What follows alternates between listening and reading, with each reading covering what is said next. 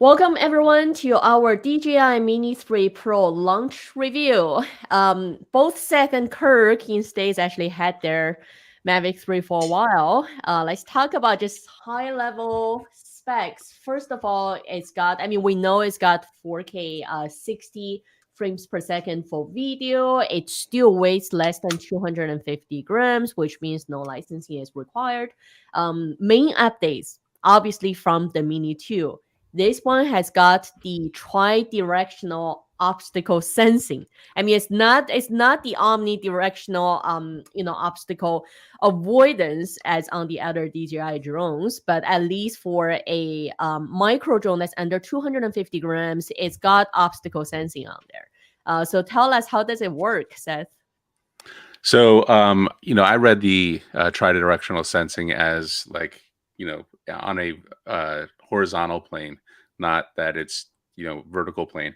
And you can see from the actual drone itself, there is zero ability for it to see sideways. Like there's no sensors at all sideways. There's obviously the back sensors that are there and the front sensors that are there. And even And just the way the sensors are mounted, they're straight forward. Versus if you look at Mavic 3, it's a little on an angle which can cover at right, least 120 degrees. This is literally right. straight forward backwards. So I didn't do that analysis before I started flying. So like you just put it into active track mode. You do either trace or you fly parallel. So I just started flying, and it was fantastic. Like it was following me pretty well. Not as good as the Mavic 3 in terms of active track, and I guess that's why the you know The 4.0 price versus difference. 5.0. hmm Right. So like I was chasing a Rivian, and when I would accelerate hard, it would lose the drone. If I was flying directly in front of, I could go under the drone before it could back up in time. But on normal stuff where you're like on a mountain bike or something, this would be fine. The problem is the drone, wants to go sideways sometimes if you're not filming exactly head on or exactly behind. Um, Anything that comes in the way of the drone is gonna see in the video. You can see it's tracking pretty well, but anything that gets in the way, like you can see these trees down here. If I flew near those trees, this thing has zero ability to avoid those things.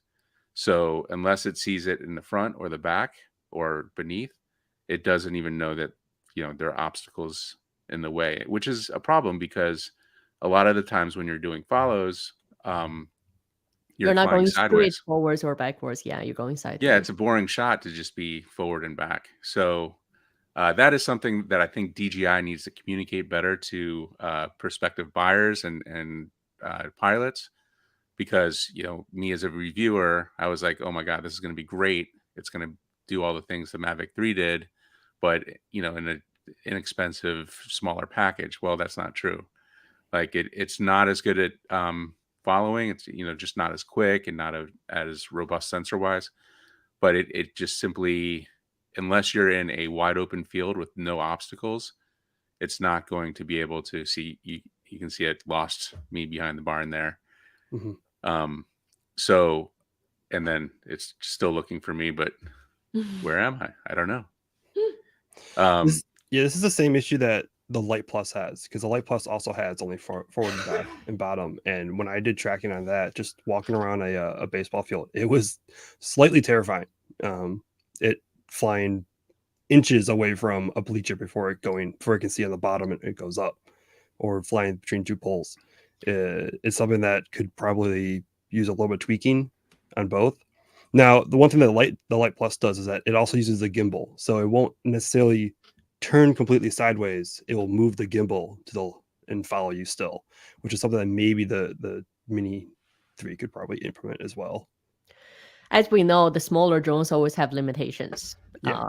So I always like to say obstacle avoidance or obstacle sensing. Just make sure you use it with understanding of its limitations. Okay, next update. It's actually longer in flight time than the Mini 2. So the new manufacturer rating is 34 minutes of max flight time. I mean, obviously we won't get 34, but that's still quite a long time for a drone that's under 250 grams. And now with, the added sensors, the forward, backwards, and downward sensors. So with the added sensors and the bigger battery, so it's definitely, beneficial to the pilots. It's giving you more flight time in the air. I'm impressed that they found room for that. All the stuff they threw in here and then still put it below 250 grams. It's impressive.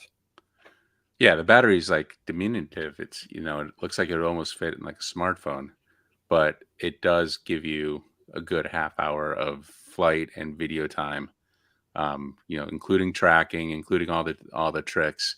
For me, I was like amazed every time I looked at the battery that it wasn't further down and I had more time to film. So like kudos to them. And this is only the 34. They actually have an extended battery that goes 47 minutes, which to me is like kind of insane. Like, yeah, that's almost as much time. What is that compared to the Mavic 3? I think it's very similar. Yeah, it's very similar. Mm-hmm. So, I mean, from a time of use standpoint, this little drone can fly almost as big or almost as long as the high-end professional version. So, and the one thing they didn't mention in their specs is actually, if you look at the design of the drone, the gimbal tilts upwards. Yep. Yeah, they seem to not really mention this a lot. I think they mentioned it, briefly, but in other talks, but nothing in the videos or in online that this thing can go vertically up. And I believe when you guys tested it, it was going vertically up without seeing the propellers, which is pretty good, because I like the design initially from Anafi that it can go vertically up, but you're always seeing the prop wash in the shot. Yeah, Parrot didn't really talk too much about the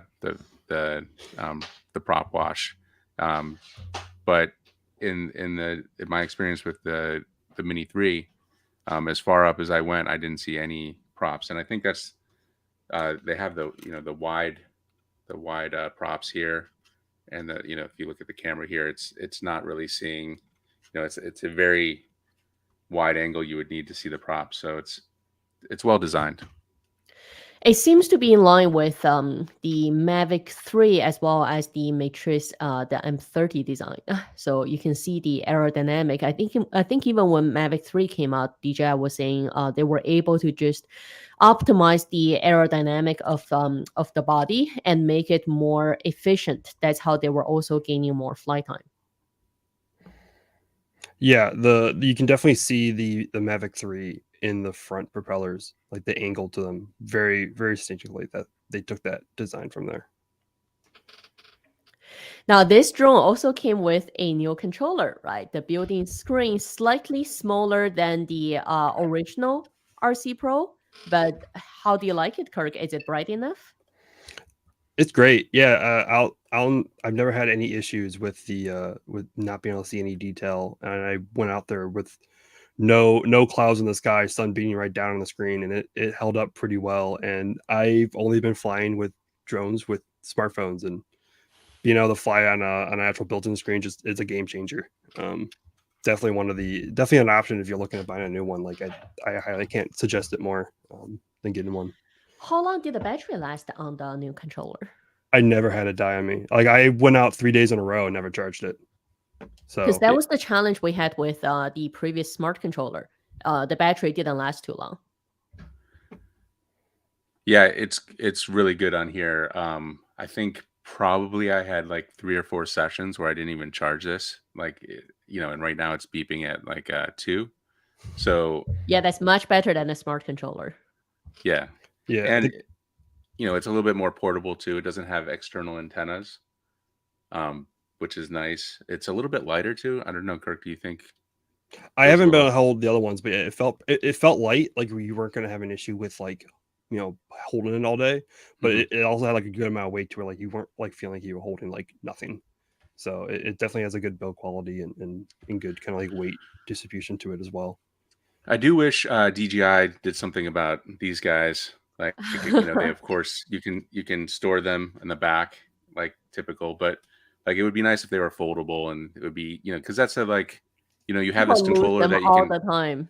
you can boot it up immediately, but you have to, screw these things on. So like, if you see a shot you want to get, you have to pull this out, unscrew, screw in, it And takes if you happen to couple drop them, right. Yeah, good luck finding one if you drop it in tall Yeah. grass. Yep. now let's also talk about pricing. So we've actually got pricing on even DJI official website. And I have to say, this is the first consumer drone I've seen DJI release that's not available to ship out ASAP, right, at the time of launch. Because previously when we saw Mini 2 or Mavic 3, basically when the product was launched, you were able to buy it from DJI website right away. But on this one, we've got 3 options. There's the one with the new DJI RC controller. And as you can see at the bottom, the estimated shipping date is only the end of May. And we are standing at May 10th. So that's 20 days away. And if you want to get just the Mini 3 Pro without, so this one is not the new controller, but this is the original controller, the same one as on the Mavic Air 2 or Air 2S, the standard controller. So this one is only available starting in the August of 2022. And if you're like me, who's got too many drones and too many controllers, and you say, I just want to connect, my smart controller to this instead of buying a new one, then same thing. If you buy just the drone body, it's only available from the August of 2022. So you're almost missing the whole summer. So like I said, pricing wise, it's almost the same price as the Air 2S, which is interesting. So this is definitely way more expensive than the Mini 2 with the new DJI RC controller. Although it is still like, if you're getting the Air 2S with the smart controller, it's still I think isn't that like 1,600 or something like that?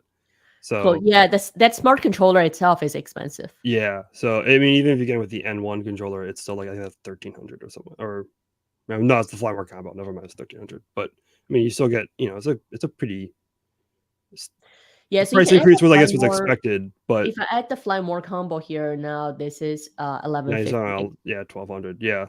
Yeah.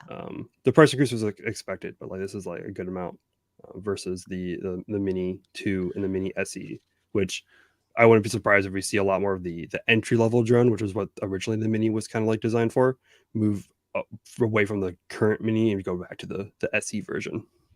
So this is the Air 2S with Fly More combo is $1,299, and the Mavic 3 Pro with DJI RC and the Fly More combo is $1,158. So only $150 difference. Yeah, it's a pricey drone. It is a pricey drone. It has a lot of the features of the Air 2S though. So I wonder, does DJI have to differentiate the Air a little bit more, because this thing's kind of coming up in speed and features. The one thing that, for me, the Air 2S still, the camera on the 2S is going to be, I think, a little bit better than this guy. Like the shots I got were solid, but it just didn't feel quite as good as the bigger drones. But also DJI just announced the Mini 3 Pro, right? So I find give it a couple of months for firmware updates, and then we'll see where it actually lands in terms of camera quality. I know personally I am replacing my Mini 2 with the Mini 3 for sure. I mean, yes, it only has forwards, backwards, and bottom sensor, but that's still better than Mini 2 not having any sensors at all. And I do like the gimbal tilting upwards. So if you're flying under, let's say, a bridge, if you're flying through structures, I find that gives, a good perspective, something different, right? I'm still using my Mavic 2 Pro for my main drone, and Mini 2 has always been my backup. So I'm definitely replacing that with the Mini 3 as the backup drone. And, when DJI fixes the Mavic 3, then that will be my new main primary drone. So I guess to me is those who do fly Pro, and they want to have a little backup unit in their pocket for locations that are challenging, or airspace wise or people wise, then it's under the Mini 3. It's under 250 grams. It's a great substitute for situations like that. And for entry level people, would they go for Mini 2 or would they go for a Mini 3? I would say if budget isn't a concern, if they can afford the Mini 3, I'd say go for the Mini 3, because if you're an entry level, any additional sensors that can help you to fly better, right? Fly safer. I would say always go for it. And I'm surprised that the Mini 2 is still for sale on the website. I guess maybe that they sell some stock to sell out, because they did remove it from the Amazon store for like a few days and then put it back. But I assume that one's probably going to be discontinued for the SE, or maybe they might discontinue the SE and keep the 2 and keep like the 2 as like the SE2 or whatever. But Ife, you don't have the 3 because of the GPS issue, I think you said? We have the 3. It just we don't use it as the primary one right now, because number 1 is the GPS issue. Number 2, personally, I prefer the DJI Go 4 app versus the Fly app. I like the Fly app on Mini or on the Air 2S. I preferred the Phantom 4 Phantom 4 and the Mavic 2 Pro with the DJI Go 4 app. Oh, interesting. I didn't know you still flew the 4. Yeah, we still fly the 4. The 4, we use it a lot of it for survey, for preliminary survey. Because there's also the 4 RTK for actual precision survey. But on the 4 or on the 2 Pro, I can use third-party apps. I can use Drone Deploy, I can use Pix4D, I can use different apps for it. And depending on the location, I like 4 with the landing gear. So depending on where you are, if you need that landing gear space, if you need to catch it or hand launch or hand catch, I find it's safer than the Mavic. Tall grass, etc. Yeah.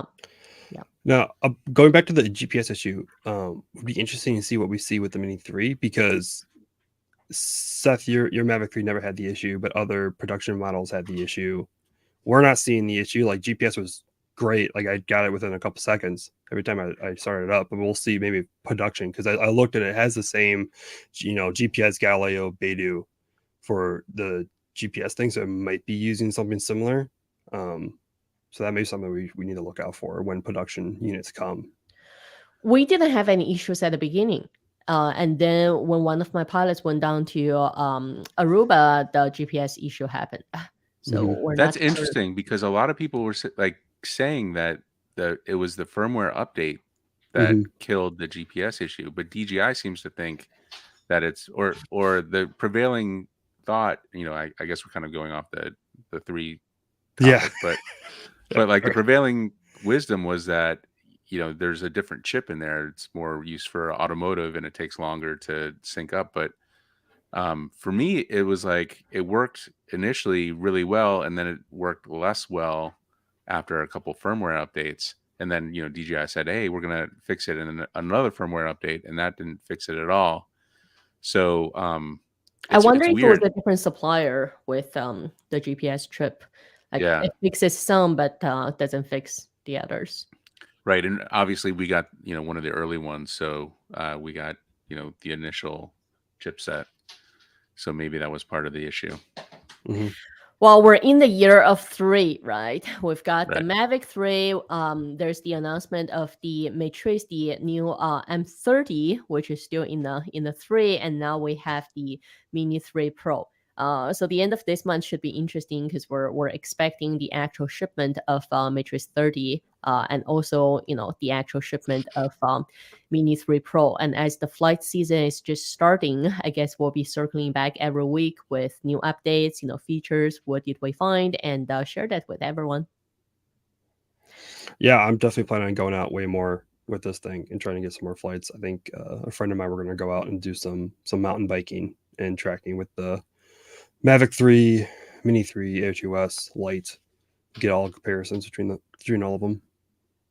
Be careful you don't go too close to trees. I would recommend like keeping it away from any kind of obstacles, lest you end up with a gimbal that looks like mine. So I guess that's the recommendation to anyone who's buying Mini 3. Watch out for any obstacles. Try to keep your altitude. Yep. Yeah. Well, thanks for joining, everyone. We'll circle back with updates in the following weeks.